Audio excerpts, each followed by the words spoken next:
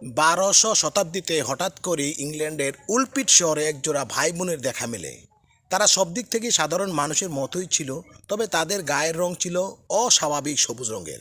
তারা দুই ভাই বোন অজানা ভাষায় কথা বলতো, অদ্ভুত পোশাক পরিধান করতো এবং খাবার হিসাবে কাঁচা সিম খেত। কিছুদিন পর অবশ্য তাদের মধ্যে ছেলেটি মারা যায়, কিন্তু মেয়েটি বেঁচে ছিল। মেয়েটি পরবর্তীতে ইংরেজি ভাষা আয়ত্ত করেছিল এবং অন্যান্য খাবারও শিখেছিল। ধীরে ধীরে মেয়েটি তার গায়ের সবুজ রং হারাতে শুরু করে। সে অন্যদের বলছিল যে তারা দুই ভাই বোন সেন্ট মার্টিনস ল্যান্ড থেকে এসেছে। তার ভাষ্যমতে সেন্ট মার্টিন ল্যান্ডস একটি ভূগর্ভস্থ মাটির তলদেশের এলাকা, যেখানে সবাই সবুজ বর্ণের অধিকারী হয়ে থাকে। কিছুদিন পর মেয়েটিও হারিয়ে যায়। তখন এটি সকল শ্রেণীর মানুষের কাছে রহস্যময় ও ভয়ের সৃষ্টি হয়েছিল। কেউ কেউ এটিকে পরীর গল্প মনে করেন, কেউ আবার মনে করেন ঘটনাটি সত্যি, কেউ আবার কখনো মনে করেন তারা হয়তো আসলেই মাটির তলদেশের কোনো রহস্যময়